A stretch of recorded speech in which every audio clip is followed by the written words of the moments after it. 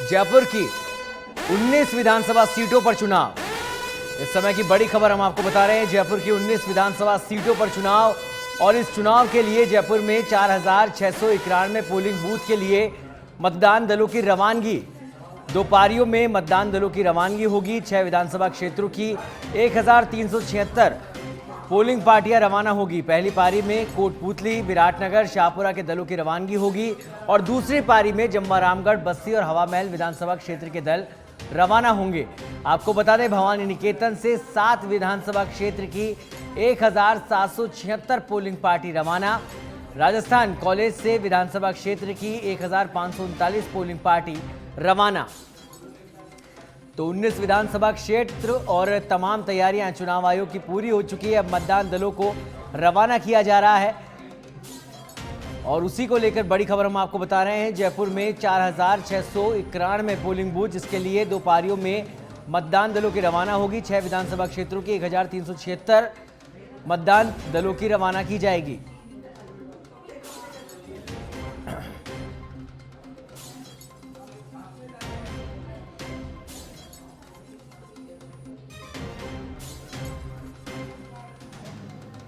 भवानी निकेतन से 7 विधानसभा क्षेत्र के लिए 1,776 पोलिंग पार्टी रवाना।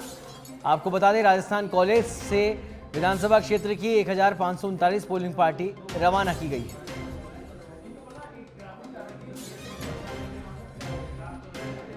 तो 5 करोड़ से ज्यादा वोटर्स अपने मताधिकार का कल प्रयोग करने वाले हैं और आज वोटिंग की तैयारियां पूरी कर ली गई है। मतदान पार्टियों को रवाना किया जा रहा है। 2 पारियों में उनको रवाना किया जाएगा।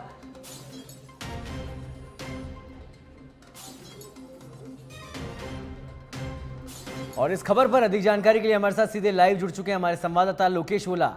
लोकेश, तैयारियां पूरी हो चुकी है, मताधिकार का प्रयोग अब जनता करने वाली है और ऐसे में अब मतदान दलों को रवाना किया जा रहा है। किस तरह की तैयारियां इस समय?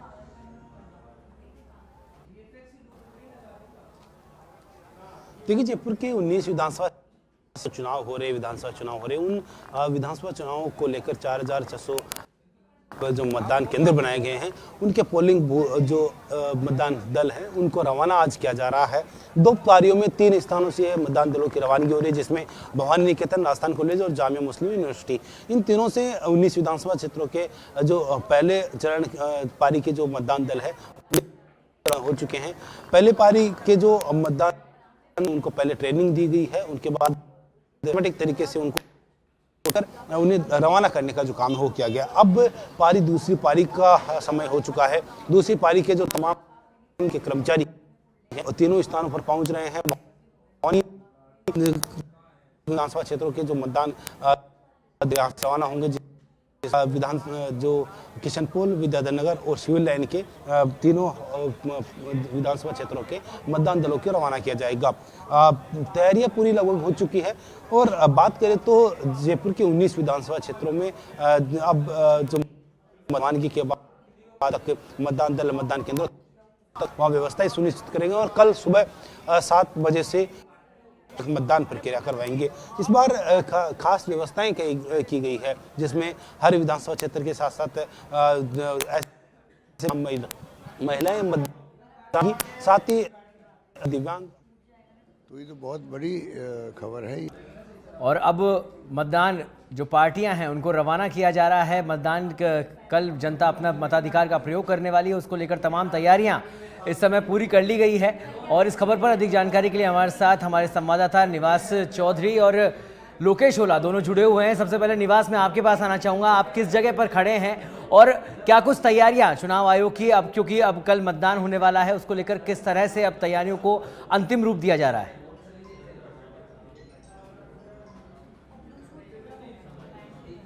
में राजस्थान कॉलेज के अंदर जो सेंटर बनाया गया है, जहां से जितने भी पोलिंग बूथ के जो कर्मचारी हैं जो बूथ पर जाएंगे, आपको मेरे पीछे देख सकते हैं ये मुख्य गेट, यहाँ से जो बसें हैं वो धीरे धीरे रवाना हो रही है और पोलिंग बूथ पर जो कर्मचारी हैं वो रवाना हो रहे हैं। 11 बजे और 7 बजे का इनका यहाँ पहुंचने का कार्यक्रम था। पूरा दिशा निर्देश जो है इनको दे दिया गया है किस तरीके से पोलिंग बूथ पर जाना है और सामग्री का एक बैग जो है वो इनको दे दिया गया है, जिसमें मतदान की सारी सामग्री है। मशीन लेकर भी लोग जो है वो आप देख पा रहे होंगे कि जा रहे हैं। तो बसों के अंदर जो कर्मचारी हैं वो बैठ रहे हैं पोस्टल पेपर से, जो अपने मत का प्रयोग है वो इन्होंने कर दिया है। इसके बाद में पोलिंग बूथ पर जाएंगे और आज ही जाकर पोलिंग बूथ पर मोर्चा संभालेंगे। कल सुबह 5 बजे से इनको मॉकपोल करना है, क्योंकि उसके बाद में ईवीएम मशीन है वो चेक की जाएगी, उसके बाद में मत का प्रयोग किया जाएगा। उससे पहले मॉकपोल करके जो ईवीएम मशीन है उसको एक बार क्लियर किया जाएगा। तो आज ये शाम तक जाकर जो जितने भी कर्मचारी हैं ये मोर्चा संभालेंगे। आप देख पा रहे होंगे कि कर्मचारी जो हैं वो अब रवाना हो गए हैं बसों में बैठकर। तो आज शाम तक जितने भी बूथ लेवल वो बनाए गए हैं, यहाँ पर 6 विधानसभा, जहां पर मैं राजस्थान कॉलेज में हूँ, यहाँ पर 6 विधानसभा सीटों के लिए ये सेंटर बनाया गया है, जहां से यहाँ से ये कर्मचारी हैं वो पोलिंग बूथ पर पहुंचेंगे। तो अब कर्मचारियों का जो जाने का सिलसिला है पोलिंग बूथ पर वो रवाना हो चुके हैं। सुबह से जो कागजी प्रक्रिया है, अपने मत का प्रयोग है या जितने भी दिशा निर्देश है वो इन कर्मचारियों को दे दिया गया है और अब बसों के द्वारा इनको छोड़ा जाएगा। पहले से जो बसें हैं वो यहाँ पर आई हुई थी और ये बसें जो है ये 25 तारीख तक रजिस्टर्ड रहेगी। 25 को मतलब जो मतदान का प्रयोग होगा उसके बाद में ये कर्मचारी अपने जगह लौटेंगे, तब तक ये बसें वही रहेगी। सेंटर के ऊपर कर्मचारियों को छोड़ा जाएगा। जी निवास, मतदान से पहले की जो ट्रेनिंग थी, प्रशिक्षण था, वो तो दिया गया था कर्मचारियों को, लेकिन ऐसे में जब अपने अपने पोलिंग बूथ पर वहां पहुंचेंगे तो उसको लेकर क्या कुछ अपडेट है? वहां पर किस तरह की व्यवस्था होगी? वहां पर भी कुछ ट्रेनिंग प्रोसेस रहने वाला है?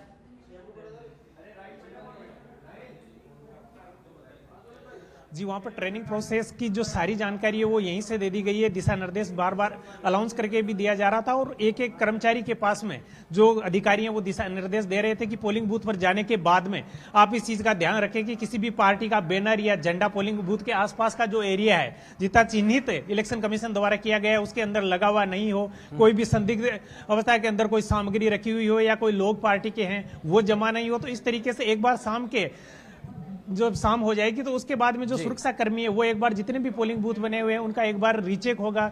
वहां पर सुरक्षा कर्मी है वो जायजा लेंगे कि किसी भी प्रकार की अप्रिय घटना जो मतदान को लेकर वो नहीं हो। इस बार इलेक्शन कमीशन जो है वो पूरा मुस्तैद नजर आ रहा है। तमाम तरीके की व्यवस्था है वो कर्मचारियों के लिए की गई है और मतदान कर्मी जो है मतदाता ज्यादा से ज्यादा कैसे पोलिंग बूथ पर पहुंचे इसके लिए इलेक्शन कमीशन ने तमाम प्रयास किए हैं। तो वो नहीं चाहता कि किसी भी तरीके से जो इतने दिनों से इस लोकतंत्र के महापर्व के लिए जो प्रयास किए गए हैं वो किसी भी तरीके से खराब हो। तो इसके लिए तमाम व्यवस्थाएं की गई है और कर्मचारियों को दिशा निर्देश दिए गए हैं। 1-2 राज्यों का भी जो है सौरभ उदाहरण दिया गया था कि वहां पर जब अधिकारी जो है वो अपने मत का प्रयोग करते हैं चेक करने के लिए मशीन को, एक कर्मचारी 3 से 4 मत का प्रयोग करता है ईवीएम मशीन के अंदर, उसके बाद में जो मशीन है उनको क्लीन और क्लियर नहीं किया गया था। तो वो जो पहले के मतपत्र थे वो उसमें काउंट हो गए थे। उसके बाद में जो टोटल वोटर थे तो वो जो टोटल काउंटिंग थी उससे ज्यादा निकले थे। तो इस बार दिशा निर्देश दिए गए थे कि जो भी कर्मचारी है वो ईवीएम में 3 से 4 मत का प्रयोग करेगा, लेकिन उसके बाद में ध्यान रहे कि जो ईवीएम मशीन है वो जब मतदाता मत का प्रयोग करने आए उससे पहले ईवीएम की मशीन है वो क्लियर कर दे। इसीलिए है कि मतदान केंद्र के अंदर मतदाता है वो मॉक पोल 90 मिनट पहले करेंगे, ईवीएम मशीनों की जांच की जाएगी। तो इस बार इलेक्शन कमीशन अपनी तरफ से कोई चूक है वो नहीं करना चाहता। जी सर, तो तैयारियां पूरी है और कोई चूक की इस समय गुंजाइश नहीं छोड़ी है निर्वाचन आयोग ने। लोकेश, आप जहां पर खड़े हैं भवानी निकेतन, यहां से सबसे ज्यादा पोलिंग पार्टियां यहां से रवाना होंगी, किस तरह की व्यवस्थाएं पहले और सुरक्षा के क्या कुछ इंतजाम किए गए हैं?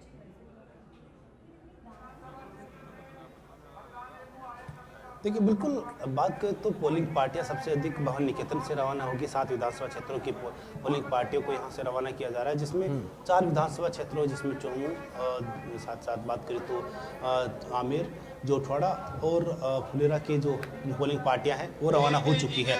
अब जो 3 विधानसभा क्षेत्रों के इसमें आमेर, जो बात करें तो विद्याधरनगर, सिविल लाइन और किशनपोल की जो पोलिंग पार्टियां हैं वो यहाँ से रवाना की जा रही है। प्रत्येक पोलिंग पार्टी के अंदर कुल 5 कर्मचारी को लगाया गया है, जिसमें PO1, PRO, PO1, PO2 और साथ साथ जो सुरक्षा के जो जवान हैं वो यहाँ पर 7 पोलिंग पार्टियों के साथ जाएंगे। तैयारियाँ यहाँ पूरी तरह से सुनिश्चित की गई, जिसमें सुरक्षा का अतिरिक्त जाब्ता है वो भी तैनात किया जा रहा है। इसके अलावा पोलिंग पार्टियों के साथ जो 2 सुरक्षा के जवान जा रहे हैं, साथ ही बूथ के ऊपर भी अतिरिक्त जाब्ता है वो कल सुबह तैनात किया जाएगा। साथ ही सुरक्षा के लिए पहले से भी कल तक जो सुरक्षा देर रात तक रहेगी उसके लिए भी अलग से जो बूथ पर पुलिस के जवानों को तैनात किया गया है। इसके अलावा जो संवेदनशील बूथ है मतदान केंद्र, वहाँ पर अतिरिक्त जाब्ता CRPF के जो जवान और जो अन्य जो पुलिस फोर्स है वो वहाँ तैनात की जा रही है। तस्वीरें जिस तरह से हमने पहले भी दिखाई और एक बार फिर से मैं दिखाना चाहूँगा मेरे सहयोग, ये जो विधानसभा क्षेत्र है व्यवस्थाएं हैं वो सुनिश्चित की जा रही है। पार्टियां हैं दूसरे चरण की ट्रेनिंग लेगी और उसके बाद उन्हें रवाना यहाँ से किया जाएगा। हम बात भी करेंगे कि किस तरह की अब तक उनकी ट्रेनिंग हुई है और अब किस तरह की जिम्मेदारी मिली है चुनाव शांतिपूर्ण ढंग से संपन्न करने और सारी जो भी गाइडलाइंस मिली है उसके अकॉर्डिंग चुनाव कराना है। आपको किस तरह की जिम्मेदारी मिली है, पीआरओ या पीओ? मेरा पीआरओ का रोल है, तो पूरे चुनाव के पूरे बूथ की जिम्मेदारी है, पूरे सारा सब मतदान दल की पूरी जिम्मेदारी लेके और अपने पूरी तरीके से चुनाव अच्छे निष्पक्ष तरीके से कराना। कौन से टाइम चुनाव करवा रहे हैं इस बार, पहला या फिर कई बार के?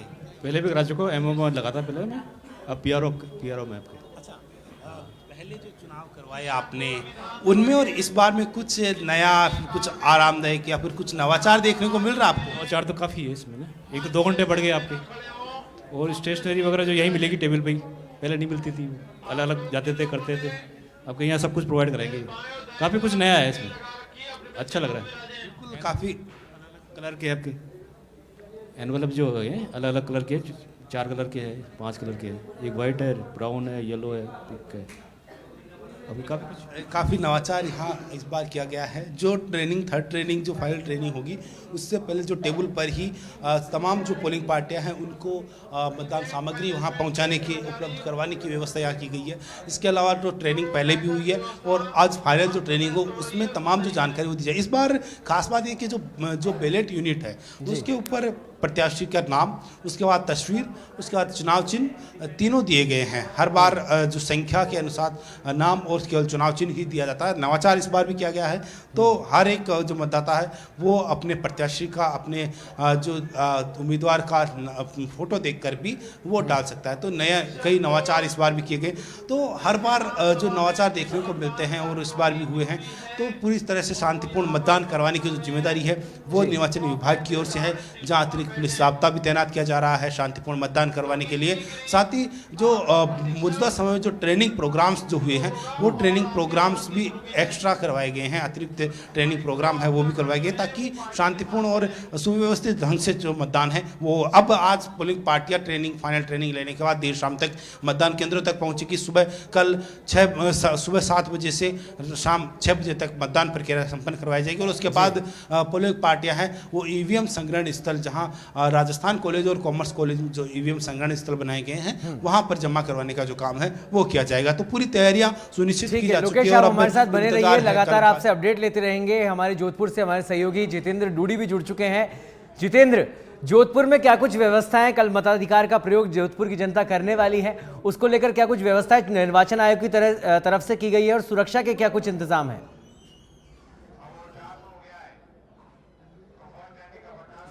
बिल्कुल सौरभ, बता दूं कि जिला निर्वाचन अधिकारी की ओर से तमाम व्यवस्थाएं की जा चुकी है। वहीं पुलिस कमिश्नर रविदत्त गौड़ की ओर से तमाम पुलिस कर्मियों को भी जो है तैनात किया गया। अभी मैं जिस जगह खड़ा हूं वो सरदारपुरा ओशो विधानसभा की है। यहाँ पे देखिए, ये वो मतदान सामग्री है जहाँ से एक एक करके दी जाएगी और जिस तरीके से यहाँ से पोलिंग पार्टियां निकल रही है, पोलिंग जो मतदान कर्मी निकल रहे हैं उनको देखकर यहाँ से रवाना किया जा रहा है। साथ ही मैं आपको बता दूं कि इस बार जिला निर्वाचन अधिकारी की ओर से और तमाम जिला जो निर्वाचन अधिकारी है तमाम जगहों पर पिंक बूथ भी बनाए गए। ये पिंक बूथ है, इनसे जानेंगे कि किस तरह की क्या क्या पोलिंग पार्टियों को आप क्या क्या सामग्री दे रहे हैं। हम कुछ मटेरियल दे रहे हैं, जो भी है, जो न्यूज जैसे कि पोस्टर वगैरह वो दे रहे हैं। एक मतदान पोलिंग बूथ के ऊपर कितने लोगों को भेजा जा रहा है?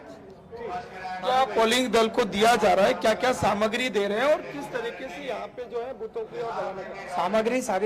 सामग्री सारी पैक है और पैक के हिसाब से बैग बना के हम डायरेक्ट मतलब दल तक पहुँचा रहे हैं सारी कंप्लीट। अच्छा, क्या क्या है इसके अंदर आप बता सकते? पूरा मतदान करने का पूरा सामान इसके अंदर है। उसका जैसे मतदान सागर का जो सामान होता है, पिन से लगा के डोर तक पूरा सामान है। पूरा सामान दिया जा रहा है, यानी छोटी सी चीज पिन से लगाकर पूरे पोस्टर और जो लगने वाले हैं वो तमाम चीजें यहाँ से दी जा रही है। मेरे पीछे देख सकते हैं, क्योंकि एक पोलिंग दल जो दूर दराज के थे उनको रवाना किया जा चुका है। जैसे जोधपुर की 10 विधानसभा है, उनमें से फलोदी, लोहावट ओशिया शेरगढ़, ये जो दूर दराज की विधानसभा है वहां पर जो है पहले चरण में भेजा जा चुका है। अब सेकंड चरण जो अब 10 बजे रवाना होगी पोलिंग पार्टियां, वो जो नजदीक की है, सरदारपुरा है, शहर है, सूरसागर है और लूणी है, इन विधानसभाओं में भेजा जाएगा। तो कहीं ना कहीं अभी भी यहाँ पे प्रशिक्षण चल रहा है इन लोगों का, इनको समझाया जा रहा है कि किस तरीके से आपको बैलेट पेपर का यूज करना है, कैसे ईवीएम मशीन काम करेगी, अगर ईवीएम मशीन खराब भी हो जाती है तो उसको किस तरीके से आप उसे जो है अपने आरओ को या अपने संबंधित अधिकारी को सूचित करेंगे। ये तमाम जानकारी यहाँ दी जा रही है और उसके बाद यहाँ से दल को रवाना किया जा रहा है। जी सौरभ जी, अगर बात करें अति संवेदनशील, क्योंकि ज़्यादातर क्या होता है, कुछ इलाके ऐसे होते हैं जो अति संवेदनशील होते हैं और वहाँ पर जो कानून तोड़ने की एक परंपरा चली आती है, उसको मद्देनज़र रखते हुए सुरक्षा के क्या कुछ इंतजाम इस समय वहाँ पर किए गए हैं जितेंद्र? देखिए सौरभ, बता दूं कि अति संवेदनशील जो मतदान केंद्र हैं वहाँ पे सीसीटीवी कैमरे भी लगाए गए बाकी वाले, क्योंकि जो अति संवेदनशील केंद्र है वहाँ से 500 मीटर की दूरी पर किसी भी व्यक्ति को वहाँ अंदर उसके अंदर किसी भी प्रत्याशी को जो अपने पर्चों के साथ अंदर अलाउ नहीं करेंगे, क्योंकि जो अति संवेदनशील केंद्र कई बनाए गए हैं। अभी कुछ देर पहले हमें हमारी बात जिला ग्रामीण पुलिस अधीक्षक धर्मेंद्र सिंह यादव से हुई, उन्होंने भी यही कहा था कि हम तमाम जगहों पर व्यवस्था पूरी तरीके से चाक चौबंद की गई है, किस तरीके से निष्पक्ष मतदान करवाया जाए और किस तरीके से इसे अंतिम चरण तक ले जाया जा सके, उसको लेकर के पुलिस प्रशासन तमाम व्यवस्थाओं के साथ अलर्ट मोड पर है। ठीक है जितेंद्र, मैं आपके पास फिर से आऊंगा, आप लगातार हमारे साथ बने रहिए। लोकेश, इस समय आप भवानी निकेतन पर इस समय मौजूद हैं।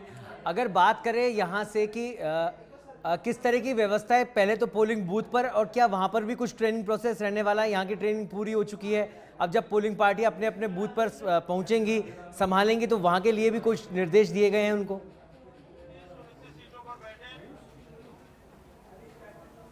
देखिए, बिल्कुल पोलिंग पार्टियों को रवाना करने से पहले ट्रेनिंग, थर्ड ट्रेनिंग यानी कि फाइनल ट्रेनिंग है वो दी जाती है। पहली पारी के अंदर जिन विधानसभा क्षेत्रों के जो मतदान दलों की रवानगी हुई है उन्हें अलग से ट्रेनिंग दी जा चुकी है, और अब दूसरी पारी के जो मतदान दलों की रवानगी है वो अब कुछ देर में होगी, उससे पहले उनको ट्रेनिंग है वो दिया जाएगा। ट्रेनिंग की तस्वीरें मैं यहाँ दिखाना चाहूँगा सहयोगी के जरिए। अभी मौजूद हैं हम भवानी निकेतन, जहाँ की सिंपल विधानसभा क्षेत्र के जो तमाम जो मतदान दल है वो उनको रवाना करने से पहले उन्हें अंतिम ट्रेनिंग दी जाएगी। अंतिम ट्रेनिंग के अंदर ईवीएम मशीनों को किस तरह से खोलने का, जोड़ने की प्रक्रिया, और साथ ही उन्हें किस तरह से शुरू करने की जो प्रक्रिया है वो इनको दी जाएगी। साथ ही मतदान समाप्ति के किस तरह से वापस मशीन और किस तरह से पैक किया जाएगा ताकि जानकारी दी जाएगी। साथ ही जो मॉकपोल 90 मिनट पहले जो मॉकपोल होगा किस तरह से करा जाए, इन सबकी जो है वो इस थर्ड ट्रेनिंग में यहाँ दी जाएगी। बात करें तो कई ऐसे जो कर्मचारी पहली बार करेंगे और कई ऐसे हैं जो मतदान करवाएंगे, साथ कई ऐसे हैं जो 3 या 4 बार जो मतदान है वो ईवीएम से वो करवा चुके हैं। तो ट्रेनिंग हर बार फाइनल ट्रेनिंग देने के बाद ही मतदान दलों की रवानगी है वो की जाती है। मतदान दलों को यहाँ सामग्री है वो वितरित करने का काम शुरू उनकी यहाँ पर की जा रही है। कौन कौन मतदान दल है वो मतदान दल नंबर 1 और नंबर 2 इस तरह से अल्फ़ाबेटली इनको रवाना करने की जो काम है वो यहाँ किया जा रहा है। बात करें तो कुछ हमारे साथ अधिकारी किशनपुर के कितने बूथ हैं जहाँ पर मतदान दलों को रवाना किया जाए, किस तरह की ट्रेनिंग है वो यहाँ दी जा रही है। 169 बूथ तो पूरे प्रशिक्षण दे रहे हैं। प्रशिक्षण देने के बाद सामग्री का वितरण किया जाएगा।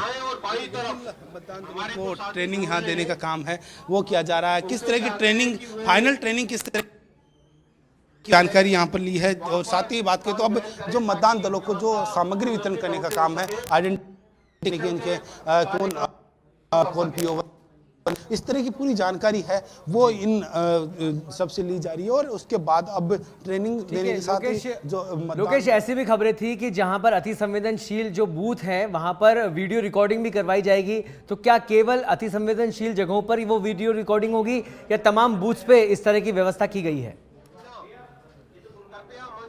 देखिए सौरभ, बात करें तो पूरे प्रदेश के अंदर ही 13,000 के करीब मतदान केंद्र है जी, पर पूरी तरह से तैयारियां है वो की गई है। 26,000 के करीब ऐसे मतदान केंद्र है जो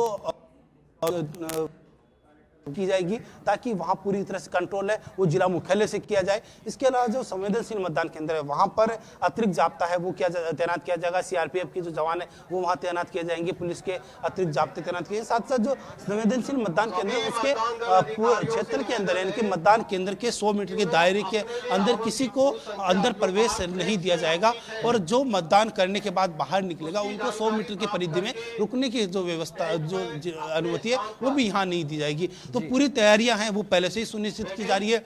आज जैसे ही जो ईवीएम मशीनें लेकर जो मतदान दल मतदान केंद्र तक पहुंचेंगे वहां मतदान केंद्र पर पहले से ही सुरक्षा के जो जवान है वो तैनात किए जाएंगे ताकि ईवीएम के साथ किसी तरह की छेड़छाड़ नहीं हो, मतदान दलों के साथ किसी तरह की अनहोनी नहीं हो। तो इस तरह की सारी व्यवस्थाएं हैं पहले से सुनिश्चित की जा रही है। 13,000 से अधिक ऐसे मतदान केंद्र है जो अति संवेदनशील मतदान केंद्र है जहां पर निर्वाचन विभाग की पहले नजर है। प्रमुखता के साथ वीडियो रिकॉर्डिंग वहां की जाएगी, वेबकास्टिंग वहां करवाई जाएगी और पूरी तरह से सुनिश्चितता के साथ ही रहिए। फिलहाल नागौर हम चलते हैं, हमारे संवाददाता महेंद्र हमारे साथ जुड़े हुए हैं। महेंद्र, किस तरह की व्यवस्था है नागौर में? कल मताधिकार का प्रयोग जनता यहां पर करने वाली है।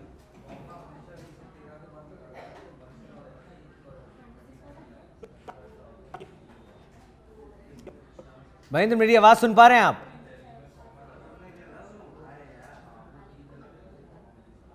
महेंद्र के पास फिर लौटेंगे। फिलहाल लोकेश, मैं आपसे ये जानना चाहूंगा कि चूंकि नवाचारों की हम लोग बात कर रहे थे, नवाचार बहुत सारे इस बार निर्वाचन आयोग ने करे और खासतौर पर वो लोग जो कि दिव्यांग जन हैं और वृद्ध जन हैं उनकी घर घर जाकर वोटिंग कराई गई।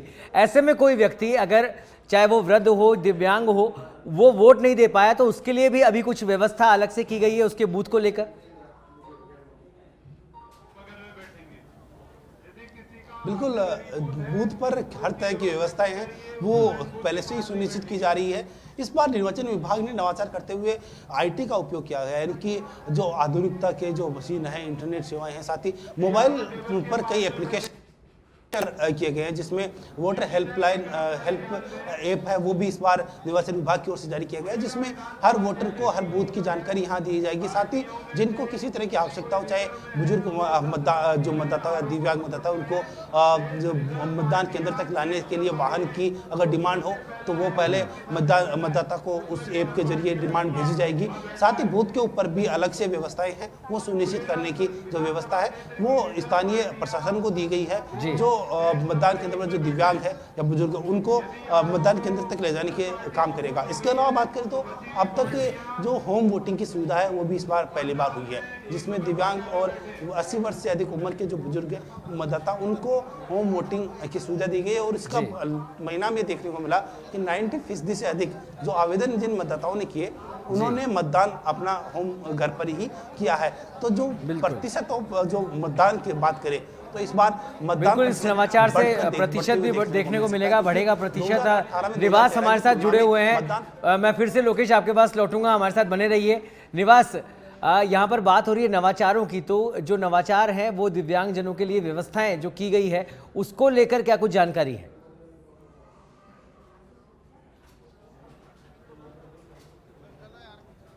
देखिए, दिव्यांगों के लिए हैं इस बार वोटिंग के लिए अलग से इलेक्शन कमीशन की तरफ से प्रयास किया गया है, उनको घर से लाने की व्यवस्था है वो की गई है। इसके अलावा इससे पहले भी अगर वो वोट नहीं थे घर पर जाकर जो होम वोटिंग की सुविधा थी उसमें लगभग दिव्यांग जो है वो अपने वोट का मताधिकार का प्रयोग कर चुके हैं। जो मताधिकार का प्रयोग नहीं कर चुके हैं उनको गाड़ी के द्वारा लाया जाएगा, उनके लिए अलग से व्यवस्था की गई है। दिव्यांगों के लिए साइकिल की व्यवस्था की गई है। तो तमाम तरीके की, और अभी मैं आपको स्वरूप दिखाना चाहूंगा, पोस्टल पेपर से जो है वो मतदान का प्रयोग हो रहा है। कर्मचारी जो है यहाँ पर आप देख पा रहे होंगे अपने मत का प्रयोग करके बसों के अंदर जो पोलिंग बूथ डिवाइड किए गए हैं उन पर जाएंगे तो मत का प्रयोग ये कर रहे हैं। रिजल्ट क्या होगा, किसको प्रयोग किया है मत का, ये तो भविष्य की गर्त में है, पर फिलहाल जो भी कर्मचारी हैं वो अपने मत का प्रयोग कर चुके हैं। लिफाफे आप जो है ये देख पा रहे होंगे तो पोस्टल पेपर से जो है अपने मत का प्रयोग कर्मचारी कर चुके हैं। इसके बाद में जो बसें रवाना हुई है मत केंद्रों के लिए, यहाँ से सभी कर्मचारी है वो पोलिंग बूथ पहुंचेंगे। तो पोस्टल पेपर से जो चुनाव की प्रक्रिया है कर्मचारियों के लिए वो अभी जारी है और कर्मचारी अपने मत का प्रयोग करके जो है वो बूथ लेवल पर जा रहे हैं, बसों के द्वारा रवाना हो रहे हैं। जी सौरभ, तो कर्मचारियों के लिए भी पूरी व्यवस्था है और मताधिकार का प्रयोग आज कर्मचारी भी कर रहे हैं जो पोलिंग बूथ पर जाने वाले हैं। मैं आपके पास लौटूंगा, आप निवास हमारे साथ बने रहिए। फिलहाल जोधपुर से हमारे जितेंद्र डूडी सहयोगी जुड़े हुए हैं। जितेंद्र, अगर बात की जाए तो जब चुनाव प्रचार जो है वो पूरी तरह से थम चुका है लेकिन डोर टू डोर कैंपेनिंग वो जारी है, ऐसे में कल मतदान होगा और जो पार्टियां, जो भी प्रत्याशी अपना प्रचार कर रहे होंगे, कुछ लोग ऐसे भी होते हैं जो बूथ तक वोटर्स को लेकर आते हैं, तो उसको लेकर क्या कुछ व्यवस्था की गई है? क्योंकि वो लाना तो अलाउड होता नहीं है।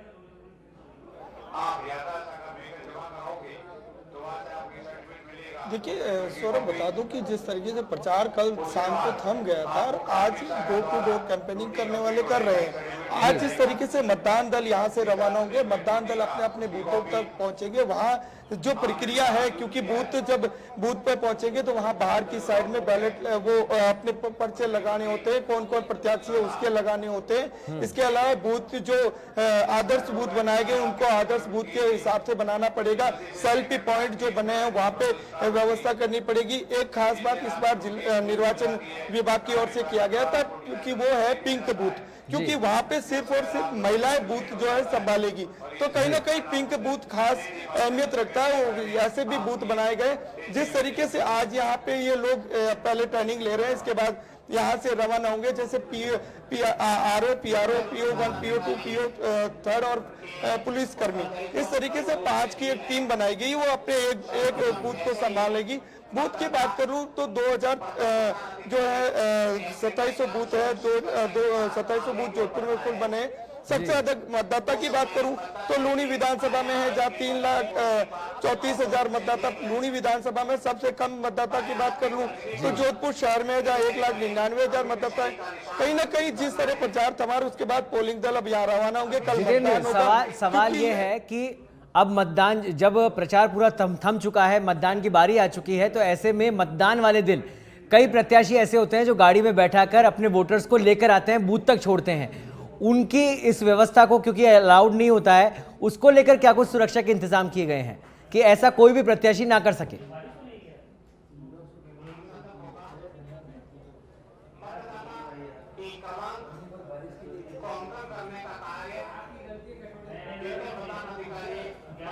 जी जितेंद्र,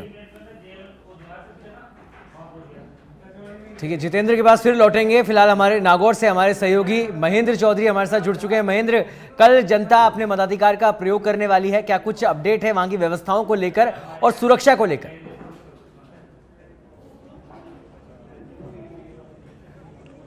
बिल्कुल, नागौर जिले की 10 विधानसभा सीटों पर कल विधानसभा के आम चुनाव होने हैं। इसको लेकर माडीबाई महिला कॉलेज से मतदान दलों को प्रशिक्षण देने के बाद उनको रवाना किया गया है। जिला निर्वाचन अधिकारी डॉक्टर अमित यादव ने भी पहुंचकर सुरक्षा व्यवस्थाओं का जायजा लिया है और इन दलों को हरी झंडी दिखाकर रवाना किया गया है। जी वहां पर जब बूथ पर ये सारी पोलिंग पार्टियां पहुंच चुकी होगी, तो ऐसे में क्या वहां पर भी व्यवस्था की गई है उनकी अलग से ट्रेनिंग के लिए, या ट्रेनिंग पूरी हो चुकी है यहाँ पर?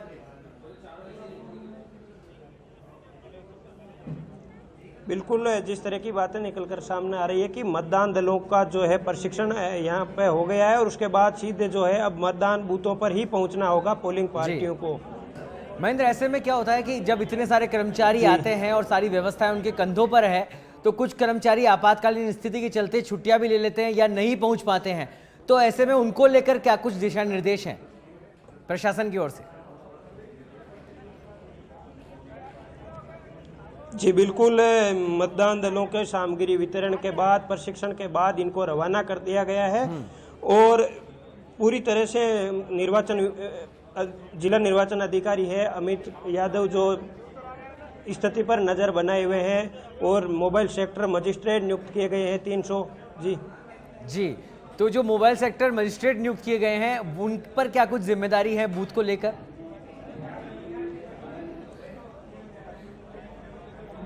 बिल्कुल, किसी भी प्रकार का फर्जी मतदान रोकना और किसी भी प्रकार की घटना से निपटने के लिए ये जो मोबाइल सेक्टर मजिस्ट्रेट नियुक्त किए गए हैं, ये अपने संबंधित एरिया में समय समय पर जायजा लेकर जो है वहाँ के पोलिंग पार्टियाँ उनको दिशा निर्देश देंगे। जी ठीक है महेंद्र, आप हमारे साथ बने रहिए। फिलहाल हम जयपुर, हमारे लोकेश, हमारे सहयोगी हमारे साथ जुड़े हुए हैं। लोकेश, मैं आपसे जानना चाहूँगा कि जो मोबाइल सेक्टर मजिस्ट्रेट नियुक्त किए गए हैं, इनकी क्या कुछ जिम्मेदारी रहती है और किस तरह से कल वो मॉनिटरिंग करने वाले हैं?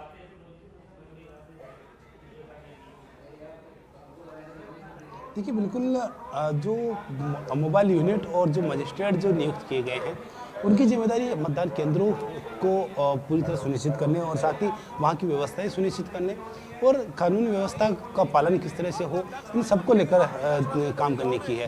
तो हर एक विधानसभा क्षेत्र के अंदर और हर बूथ के अनुसार बूथ वाइज जो सेक्टर मजिस्ट्रेट है वो तैनात किए गए हैं। तो मतदान के दिन और मतदान के दिन किस तरह की व्यवस्थाएं हों और किसी तरह की व्यवस्थाएं बिगड़े नहीं, इन सब की जिम्मेदारी इन सेक्टर मजिस्ट्रेट को दी गई है। इसके अलावा बात करें तो जो मतदान केंद्र होगा या फिर बात करें तो पोलिंग पार्टियां जहां से रवाना हो रही है वहां की व्यवस्थाएं सुनिश्चित करने की जिम्मेदारी है वो भी इन्हीं की है। इसके अलावा बात करें तो जो चुनाव के अंदर आचार संहिता का किसी तरह का उल्लंघन नहीं हो, इन आचार संहिता का सुनिश्चितता से कंट्रोल से शिकायत इन्हीं को दी गई है। ठीक है लोकेश, मैं फिर आपके पास आऊंगा। जितेंद्र, अगर हम लोग बात कर रहे थे मोबाइल सेक्टर जो मजिस्ट्रेट बनाए गए हैं उनकी क्या कुछ जिम्मेदारी है, जोधपुर के परिप्रेक्ष्य में अगर बात करें तो कितने मोबाइल सेक्टर मजिस्ट्रेट नियुक्त किए गए हैं और क्या कुछ जिम्मेदारियां वहां पर दी गई है?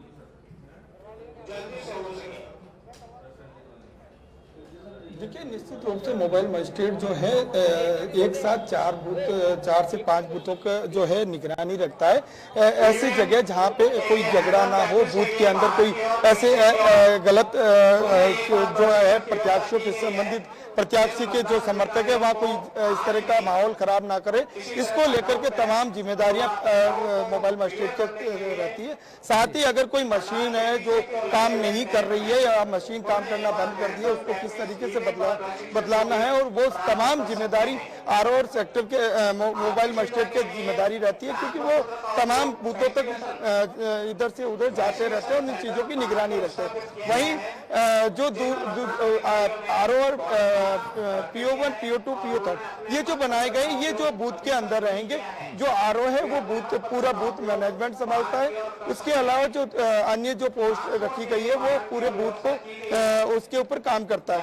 जिस तरीके से एक बूथ के अंदर 5 कर्मचारी लगाए गए हैं जो EVM से लेकर बैलेट पेपर स्याही लगाने तक का काम करेंगे, और इसके अलावा जो प्रत्याशी के जो लोग बैठते हैं अंदर, क्योंकि जब मतदान देने के लिए लोग आते हैं तो उनसे नाम पूछा जाता है, उस नाम की वेरीफाई होती है, उसके बाद EVM तक पहुंचता है और फिर मतदान होता है। तो कहीं ना कहीं पूरी जिम्मेदारी इनके कंधों पे है कि शांतिपूर्ण मतदान से लेकर किस तरीके से मतदान को जो है अंतिम चरण तक पहुंचाए, जो समस्त जिम्मेदारी इन्हीं के कंधों पे रहती है। जी सर, आयोग जिम्मेदारी पूरी निभा रहा है। तो आप सभी का बहुत बहुत धन्यवाद हमारे साथ जुड़ने के लिए, इस चर्चा का पात्र बनने के लिए। फिलहाल तैयारियां पूरी हो चुकी है, अब जनता को अपने मताधिकार का प्रयोग करना है।